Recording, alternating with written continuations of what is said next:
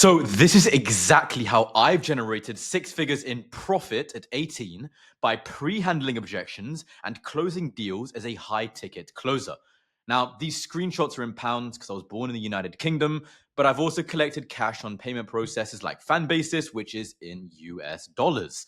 Now, all of this money has allowed me to actually travel the world at 17, although I'm 18 now, but it's allowed me to go where I want, when I want, with who I want, basically living the exact life I dreamed of when I was 15 years old on Instagram Reels, doing drop shipping, trading, clothing brands.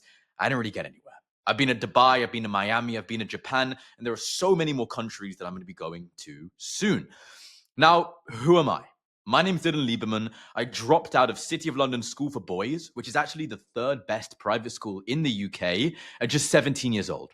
I didn't get my final qualifications. I dropped out, took the bet on myself on what I knew was working and will continue to work, and I haven't looked back since.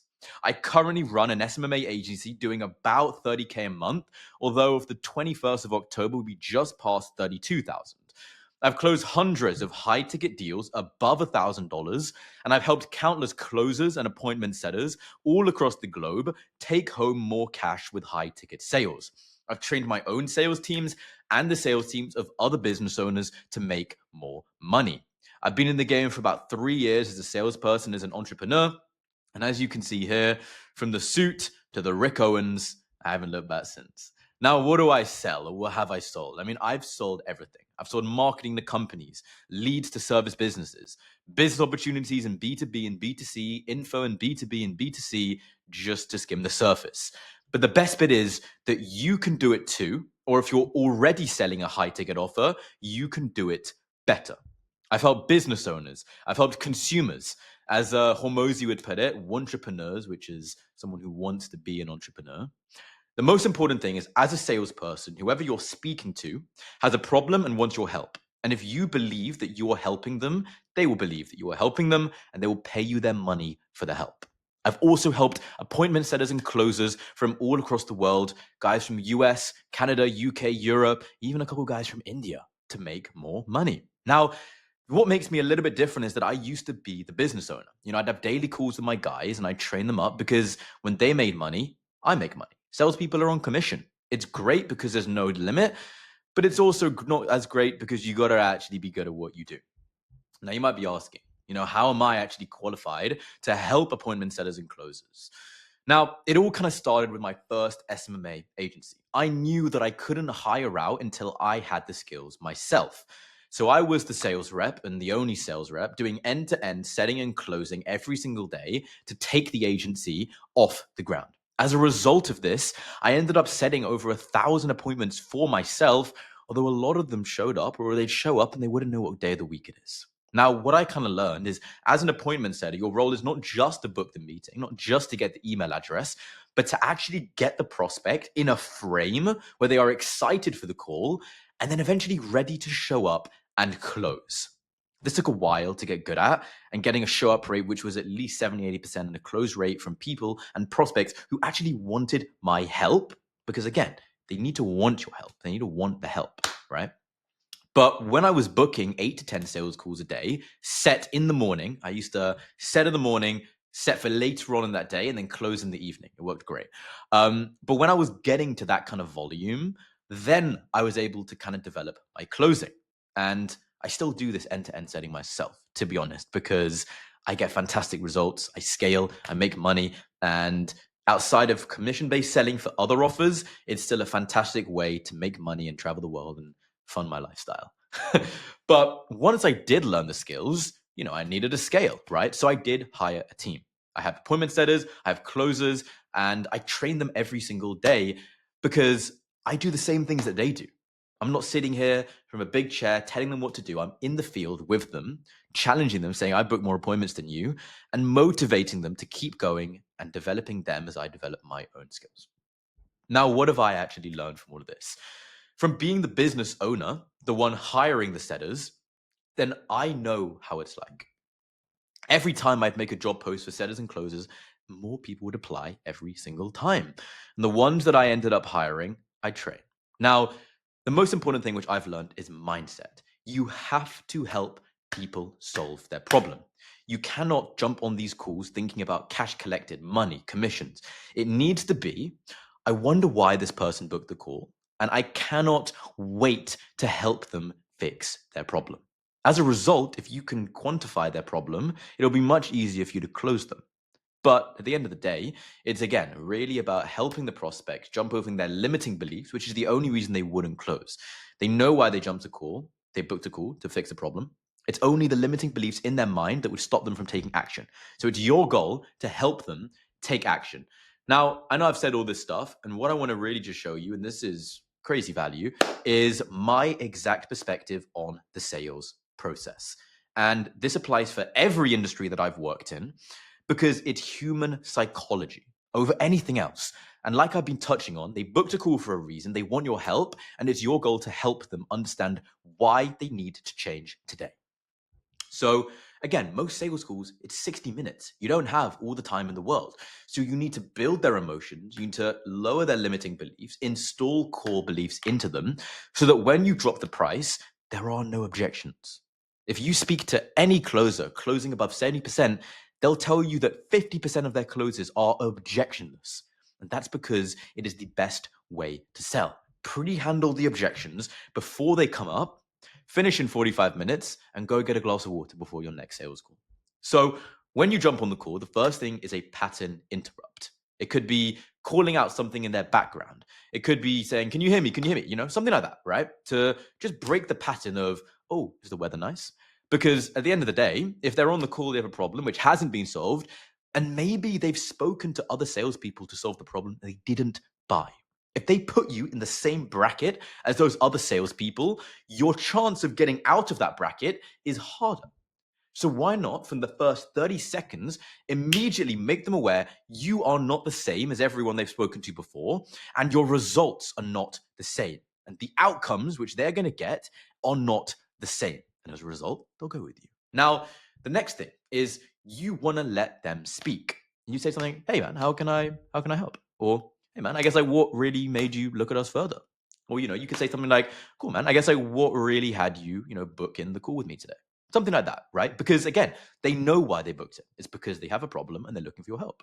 And you don't want to assume anything. You don't want to put anything onto them because they'll just tell you. They'll tell you what their problem is.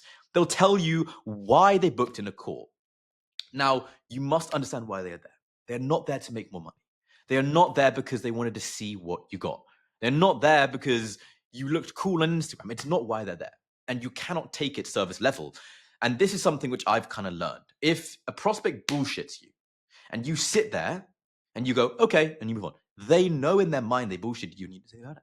So then that means that later on in the call, they'll know that they can bullshit you again.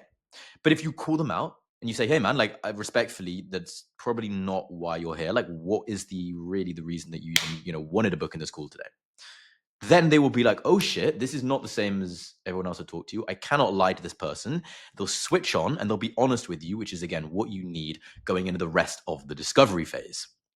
The next thing is their problem. Again, this is why they are there. Why did they take action? What caused them to jump on? Now, again, the problem must be tangible. This is what I touched on before. They're not there to make more money. After you really figure out what it is, it could be, I want to make more money online and escape my current situation because it's not paying me enough. It could be, I don't have enough calls. My lead flow issue is terrible, right?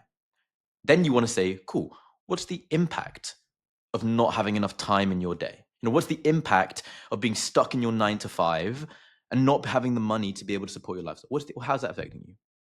Okay, that makes sense, man. Again, like don't go into rabbit holes. If they start waffling, go, sorry, respectfully, man, like that wasn't exactly what I asked you. My question was more, again, like because you don't want to lose the emotion which you're building. It's very important to keep the frame on you and to take them through a process which builds emotion and installs core beliefs whilst lowering the limiting beliefs.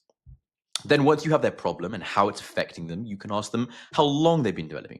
Okay. And I guess like how long has that actually been affecting you for, man? Okay, cool. And then once you've understand how long, then this is the magical part. And this is the first core value and the first limiting belief which you're going to lower. You're going to install urgency into the prospect. Now, urgency and value are intrinsically linked because the more urgency they have to fix their problem, the higher value your product will be because they can fix their problem right now. In 60 minutes, they can have the solution of their problem just by saying yes. It's instant, and that's what you need to build in them. So then you kind of ask, hey man, okay, cool. Like obviously you've been stuck in this 9 to 5 for a while, man. Like what else have you actually tried to make money to leave the 9 to 5? Okay. And how did that go? Okay. Why did it stop working, man? And when it did work, like what exactly, made it stop working? Okay. That makes sense, man. And then once you've gone and you say, okay, cool. So that you did that. Now what else did you do? What else did you? What else? Once you've kind of taken them through what they actually tried, then it's super duper important to then say, cool, man. So if it's been 8 months since, you tried X, what's the reason that you haven't done anything else about it? And they'll sit there like, oh, fuck, I haven't done anything about it. You go, oh. Again, like facial expressions are so powerful. If they say some shit like that, like nothing, be like, nothing. And then, it's just free, free power, free frame, free urgency. But then again, you burn the bridges. You really got to make them understand they cannot do it on their own. Whatever they tell you, you need to show them why it's not going to work and that your solution is the only thing that will work. Then, this is super powerful, opportunity cost. So if they tell you that they've tried X, Y, and Z over 6, 12, 2, 3, 4 years, and, it hasn't worked for them, and they're on this call today with the problem, you then want to go, cool, man. I guess, like, what do you feel like you've missed out on not fixing the problem over the last 4 years? And they'll tell you. Okay, that makes sense, man. And then you can kind of really quantify it. So, you can, if they say, cool, I lost that on time, be like, okay, so you're at your 9 to 5, from 9 to 5, 2 hours traveling, you get home, you're sleeping at 10. So you only have, 3 hours a day. And, if you were working the whole day, what time would you wake up in the morning? You wake up at 10 a.m.? Okay, so that's about, 14, So you really want to really help them to understand what they're missing out on. If they tell you, hey, I want to buy a house, you go, okay, cool. And how much would that house be, man? Okay, and how much are you making now? Okay, so if we do the maths, it would take you approximately 35 years for your down payment. But if you were to start this business model, you were to make $10,000 a month, then how long would it take? Oh, it would take 3 years. Okay, man. I guess like you want to take 3 years, you want to take 35. Stuff like that. But then again, you need to really just break it down. You want to make it super duper tangible. If it's money, you want to go, cool, man. Like I guess like you not making the money you want, or you not having the lead flow, you not having the consistency that you need. Like, what do you feel like you could be at if you did have it? And they'll tell you, I would be at 100K. Okay, so you're at 50K now. You could be at 100K a month. I mean, over a year period, that would be about $600,000. Over the last 4 years, it's what? Oh man, it's about 2.4 mil. But the thing is, in their mind, they will know that if the problem has lost them this much time or this much money in a certain period of time, then if that same period of time happens again, they will lose the same. And that is the urgency. That is the urgency to change, because they know that every single day that they wait, and again, it's great if you can quantify it down to days. If you can look at how much money you're using every day, every week, they won't be able to spend another day without fixing their issue. They will have to take action now. And if they don't, they're stupid. They'll be the most rubbish client ever. You don't want to close them. People who just give you objection upon objection, you don't want them as clients. Okay, it's going to be more hassle than it's worth. Now, after this, you're about to pitch them, right? You've shown them exactly what they're missing on. You built the pain, you built the urgency. Now you want commitment from them. Commitment to change and to fix the problem, which has been affecting them and will affect them. So you basically say something cool, man. I guess if we were to run the current playbook for another, 6, 12 months, like what would realistically change? Cool, man. And I guess if you don't do anything about it and, you keep going your 9 to 5, you wake up tomorrow morning and you go to your 9 to 5, maybe the morning after, like what would realistically change in a week, 2 weeks, 3 weeks from now? Nothing would nothing. You can do that again. And then you ask them, man, like, okay, cool, man. So genuinely, do you feel like it might be time for a change? Do you feel like it might be time for a change? Is it time to change? And they'll say yes. Yes, it's time for a change. Obviously, they'll say yes. If they say no, you say, cool, man, I don't think we can help, hang up. And then you pitch them, right? Depending on your offer, maybe your pitch is already done. If it's an influencer, if you have social proof already, you can kind of just show them the school, show them the community, show them what they're getting, show them the value. I always like to do this in a 3-pillar system. Pillar 1, pillar 2, pillar 3. Do you feel like this could help you out? After the pitch, you basically say, if it's a bit complicated, you can say, cool, man, do you have any questions on what I showed you? But most of the time, if you're good at explaining, if it's a 3-pillar system, you won't need to do that. And you could basically just say to them, cool, man. I guess like based off everything which I just showed you, like, do you genuinely feel like this will be able to help you fix your issue? Do you feel like this will actually be able to provide you with the income to quit your 9 to 5? They'll say yes. Yes, it will. Amazing, man. Amazing. Remember, they just said that they want to change. Amazing. But what about it? Because, for certain people, this program helps them in different ways. Like, what would really be the thing that you feel would help you out the most? And then they'll tell you, this would help me out the most. Now, after this, you can drop the price. I always like to say something like, cool, man, the price is just, you don't have to, but always link the price with the value. Cool, man. So the price to get access to everything I showed you, the price, to actually join our community and get access to the business model which I showed you, the price to actually, increase the consistency of lead flow is just $4,000. How would you like to proceed? Now, asking for the sale is so important. I do like to offset it with something that I do. So it's like, cool, man. So if you can just block out the investment, what I'll do is actually just pull up my calendar and see when I can slot you in for the onboarding call. Cool, man. If you can just take care of the investment, what I'm going to do is I'm actually just going to draft up the service agreement, which has everything we talked about in writing, and send it over to you, right? You have to ask them to pay. You have to ask them to actually close off the deal. People need direction. Now, this is a perfect example of the objectionless close. But what I've really learned is elite salespeople, they get objectionless closes not because they've been closing for 10 years and because they have, 5 million in revenue made, but it's because they want their prospects to change. And it's because they make their prospects want to change.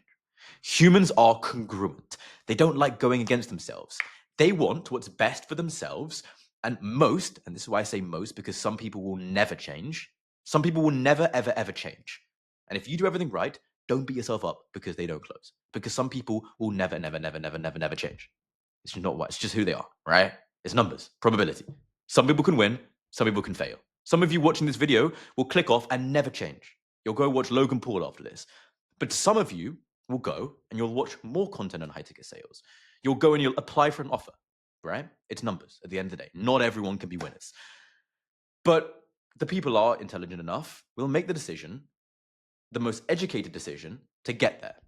70% of my closes are objectionless because my prospects make the educated decision that they want to change. Now, I could talk about hours of objection handling and about helping them to realize that they're not making the educated decision because it's a whole rabbit hole, and I'll talk about this on this channel more. But most salespeople make more money having objectionless closes rather than waiting for objections to come up. Now, focusing on an objection, genuinely, it's like planning to win a girl back before the first date. It just doesn't make sense. And it's not how you become an elite closer. From every single sales call that I've closed, to every close that I've trained, to every sales call that I've reviewed, my own and of my students, I promise you this, you will make 10 times more cash by learning how to pre-handle your objections rather than wait for them to come up. But the other thing is, if you pre-handle your objections and they, whatever do reason come up, you'll actually be able to overcome them. I'm sure you jumped on sales calls, you try to handle the objection, and they just repeat themselves and they hit a brick wall. It's because that there's no emotion in their mind which wants them to change. There's no urgency to change. Why would they need to change? Well, they say, yeah, man, I'll do it. Let's do it next week. How are you going to say no to that? I mean, obviously, you can objection handle it, but it's harder, right? You want them to want to change right now. You want them to see the value in the product as getting the solution right now because it is part of the value. So typically, and this is genuinely why closers never make enough money to travel the world like I do and live the life that they want. And it's because they don't understand why the prospects say what they say. They don't understand why their objection came up, whether it be the wife objection, whether it be the trust objection. Like if your prospect's looking around the room during your pitch or your discovery phase, and then there's a trust objection at the end, if they don't think you can actually get the result, obviously that's why. You don't understand why. You don't listen. But by listening to my prospects and explaining to my students why they also need to listen to their prospects to help them to sell the desired outcome rather than the product they've received, I was able to make 6 figures in profit with sales by 18 before and after dropping out of school and traveling the world. I've been to over 10 countries in the last 6 months, and all of this was possible by listening to my prospect. All right, go out there and close some deals. I'll see you in the next one.